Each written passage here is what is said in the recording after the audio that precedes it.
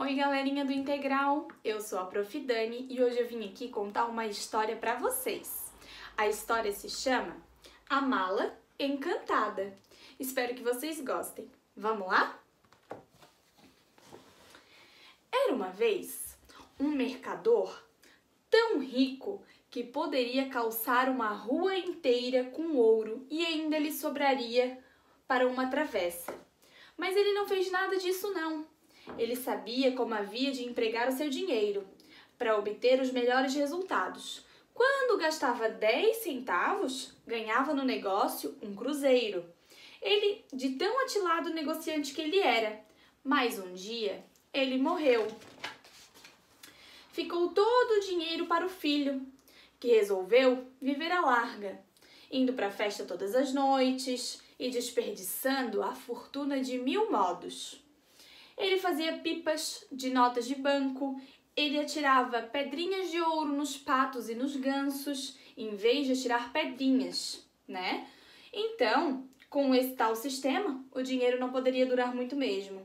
E não durou. Chegou um dia em que nada mais tinha de seu a não ser 4 cruzeiros. De roupas, só lhe ficou um roupão vermelho e um par de chinelos. Ora, os amigos não se importavam mais com ele, visto que com aqueles trajes não podiam mais andar em sua companhia. Mas um deles, que tinha bom coração, mandou-lhe uma mala velha, com este bilhete: para guardares as tuas coisas. A mala dizia isso. Foi muito bonito esse gesto. Mas o rapaz não tinha nada para guardar e resolveu meter-se dentro da mala. Ora, a mala era extraordinária. Quando a gente apertava a fechadura, ela saía voando. E ele apertou a fechadura e foi.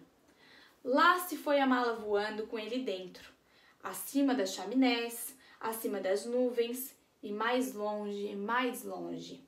De vez em quando, o fundo da mala estalava.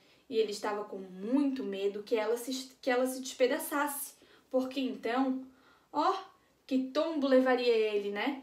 Por fim, chegou à terra dos turcos. Escondeu a mala no mato, cobriu-a com folhas secas e foi à cidade. Não era nada de admirar que andasse naqueles trajes. Todos os turcos andavam vestidos assim, de roupão e chinelo. Encontrou uma ama com um nenê e perguntou-lhe: escuta, ama turca, que castelo tão grande é aquele perto da cidade com janelas tão altas? Naquele castelo mora a filha do sultão. Profetizaram que ela há de ser muito infeliz por causa de um namorado. Por isso, ninguém pode visitá-la, a não ser uma companhia do sultão e da sultana. O filho do mercador, então, depois de agradecer a informação, voltou à mata, meteu-se na mala e voou para o telhado do castelo. Depois, foi escorregando e entrou no quarto da princesa pela janela. Estava lá a moça, dormindo no sofá. Era tão bela que ele não pôde resistir ao desejo de beijá-la. Acordou a princesa, que ficou muito assustada, mas ele lhe disse que era um profeta dos turcos, que descerá do céu para vê-la e que muito a lisonjeou. O filho do mercador sentou-se ao lado dela e contou-lhe histórias. Falou-lhe de seus olhos, disse que eram largos, escuros e profundos e os mais lindos que ele já havia visto antes. E que os pensamentos dela ali flutuavam como sereias, e falou de sua fronte, que era uma montanha de neve adornada das mais belas pinturas. Contou-lhe também que entre tantas e tantas histórias, a cada qual era uma mais linda que a outra. Sim, eram lindas aquelas histórias, e no fim perguntou-lhe se ela queria casar-se com ele, e a princesa respondeu imediatamente: sim, sim, mas tens de vir aqui no sábado. O sultão e a sultana virão tomar chá comigo e ficarão muito orgulhosos quando souberem que vou casar com um profeta. Mas terás de contar uma história muito bonita, porque meus pais gostam muito de contos. Minha mãe gosta mais de histórias sérias e cheias de moral, mas meu pai aprecia as que a fazem rir. Pois bem, meu presente de noivado então será histórias. Antes de se separarem, deu-lhe a princesa um sabre, cuja bainha era toda cravejada de moedas de ouro, presente de grande utilidade para o filho do mercador. O noivo se foi voando, comprou um roupão novo e sentou-se na mata para preparar uma história. Tinha de contá-la no sábado, e não era lá tarefa muito fácil. Quando chegou ao fim dela, já era sábado. O sultão, sua mulher e toda a corte já estavam no palácio para tomar chá com a princesa, e ele foi recebido com muita gentileza. Quer o senhor ter a bondade de nos contar uma história? Perguntou a sultana. Uma história edificante de conceitos profundos. Sim, aprovou o sultão. Mas que nos faça rir, né?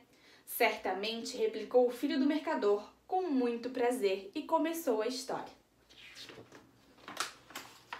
Era uma vez um maço de fósforos, cheios de orgulho de sua linhagem. Sua árvore genealógica, quero dizer, o grande pinheiro, de quem antes eram lascas pequeninas, fora de fato um gigante da floresta. Os fósforos ali estavam agora, em uma prateleira da cozinha, entre um isqueiro e um velho caldeirão de ferro. E conversavam, falando da mocidade. Sim, diziam eles, quando nós éramos uma árvore viva, porque já fomos um galho verde, né? Tomávamos todos os dias de manhã e à noitinha chá de diamantes. Isto é, de gotas de orvalho. Todo dia o sol brilhava para nós. E todos os passarinhos da mata nos contavam histórias. Via-se logo que éramos muito ricos, porque as outras árvores só se vestiam no verão, ao passo que a nossa família tinha recursos suficientes para usar, também no inverno, trajes verdes. Um dia apareceram os cortadores. Houve uma grande revolução. O chefe da tribo obteve um lugar de mastro grande em um esplêndido navio, que podia fazer a volta ao mundo se quisesse, e os outros ramos foram para lugares diferentes. E tocou-nos a incumbência de produzir luz para pessoas vulgares. E aí está explicado como foi que, apesar de toda a nossa aristocracia, viemos parar na cozinha. Meu destino foi diferente, disse o caldeirão de ferro, que estava perto dos fósforos. Desde o princípio, desde que vim ao mundo, meu tempo se passa como sempre do mesmo modo. Ou estou esfregado, ou estou fervendo. É que procuro sempre a parte prática. E sou, de fato, a pessoa mais importante dessa casa. Meu maior prazer é, depois do jantar, ver-me sentado na prateleira, bem areado, bem lustroso. Tenho, então, 2 dedos de conversa com meus vizinhos, mas a não ser o balde de água, que de vez em quando desce ao pátio, todos nós aqui vimos sempre de portas adentro. O único noveleiro é o cesto do mercado. Mas ele fala muito mal do governo e de todo mundo. Sim, um dia destes uma panela velha caiu de puro susto e ficou em cacos. Ela era liberal, com toda certeza. Nisso, o isqueiro interrompeu. Já estás falando demais! E o aço tiniu na pedreira e voaram faíscas, mas o isqueiro continuou a falar. Não poderíamos ter uma reunião mais alegre? Sim, sim, disseram logo os fósforos. Vamos ver quem é aqui que pertence à família mais aristocrática. Não, eu não gosto de falar de mim, disse uma panelinha de ferro. Vamos antes organizar um serão divertido. Eu começo. Contarei uma história da vida real. Falarei de coisas que todos já experimentaram e que serão por isso mesmo mais fáceis de compreender. Isso sim é coisa de que todos gostam, né? Vou começar. No mar Báltico, perto da costa dinamarquesa, que lindo começo! Exclamaram os pratos. Todos nós vamos gostar dessa história. Sim, isso aconteceu na minha mocidade, quando eu morava com a minha família. Era muito sossegado. Os móveis eram encerados, os assoalhos esfregados e as cortinas mudadas de 15 em 15 dias. Que boa contadeira de histórias, disse a vassoura. Logo se vê que é uma mulher quem está contando. Destila limpeza. Sim, sente-se isso, disse o balde. E de pura alegria, deu um salto que retiniu no assoalho. A panelinha continuou a sua história, cujo fim era quase igual ao começo. Todos os pratos batiam palmas de alegria, e a vassoura coroou a panelinha. Foi procurar no cisco um ramo de salsa murcha e veio depositá-la como se fosse uma bela coroa. E pensava lá consigo, assim ela também me coroará amanhã, né? Agora vou descansar, disse Atenas. Valha-me Deus, como ergui a perna. A almofada Vênia chegou a cair da cadeira quando viu aquilo. E Atenas pensava, enquanto ia dançando, serei também coroada? E de fato concederam-lhe uma coroa. Mas os fósforos pensavam, todos eles estão gente da plebe. Agora o bule de chá devia cantar também, né? Mas declarou que estava resfriado. Pura desculpa. É que ele não queria cantar, senão quando se via na mesa da sala de visitas. No peitoril da janela havia uma velha pena de pato, com que a criada costumava escrever. Não tinha nada de notável, a não ser o fato de ter sido mergulhada muito fundo no tinteiro. Mas a pena até sentia-se orgulhosa disso. E ela então lhe falou: se o bule de chá se faz de rogado, não importa. Ali fora está pendurada uma gaiola com um rouxinol e ele pode cantar.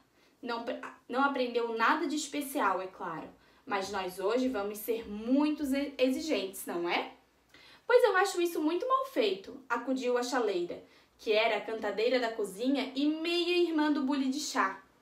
Cantar aqui, aquele passarinho rico e de mais a mais, estrangeiro? Então isso é patriótico? Vamos ouvir a opinião do cesto do mercado. Estou muito aborrecido, disse o cesto. Ninguém pode imaginar como estou aborrecido. Pois então isso é maneira de se passar um serão? Não seria muito mais acertado pôr a casa em ordem? Vamos! Que cada um vá para o seu lugar e eu dirigirei o jogo. E vão ver como vai ser diferente. Sim, sim, gritaram todos. Vamos fazer uma fila.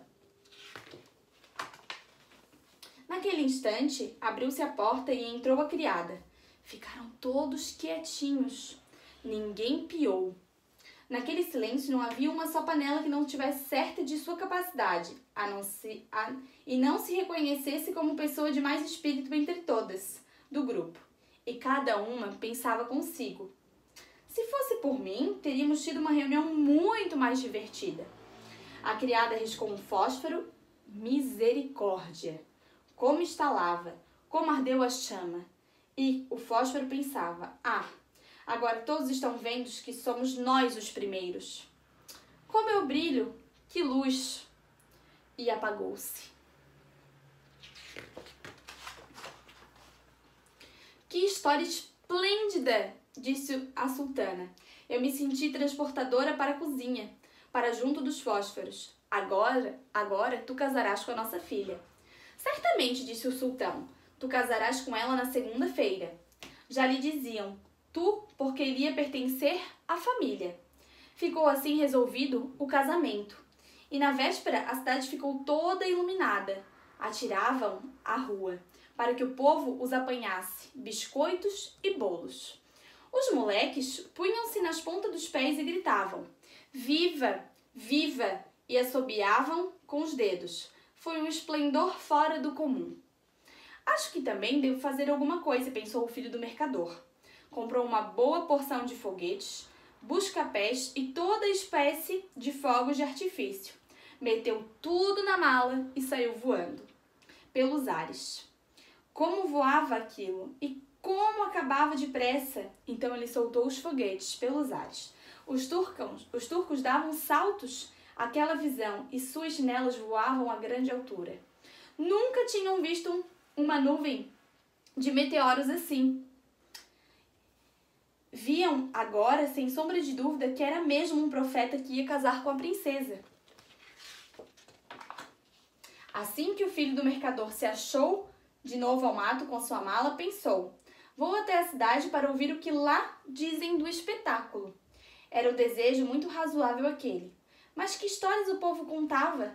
Cada uma das pessoas com quem falou tinha uma ideia diferente, mas todos eram em um ponto de só aparecer. O espetáculo foi esplêndido. Eu vi o próprio profeta, dizia um. Seus olhos brilhavam como estrelas e a barba parecia um nevoeiro. Ele estava envolto em um manto de chamas, dizia outro. Entre as dobras do seu manto espiavam cabecinhas de anjos que há de mais lindo nesse mundo. Assim foi que o filho do mercador só ouviu louvores e coisas agradáveis, e no dia seguinte ele iria se casar. Voltou para a mata com a ideia de descansar dentro da mala, mas que fora feito dela, uma faísca de fogos de artifício a incendiou, e a mala ficou toda cheia de cinzas. E agora ele não podia mais voar, nem mesmo para ir buscar a noiva. E lá ficou a princesa o dia inteiro sentada no telhado, esperando. E ainda ela está lá, à espera do noivo, que anda a esta hora correndo o mundo a contar histórias de fadas. Mas nenhuma dessas histórias é tão divertida quanto aquela dos fósforos, né? Então, galera, essa foi a historinha da Mala Encantada. Espero que todos estejam gostado bastante. Na próxima semana a Prof conta outra historinha pra vocês de algo diferente, tá bom? Um beijo, até a próxima!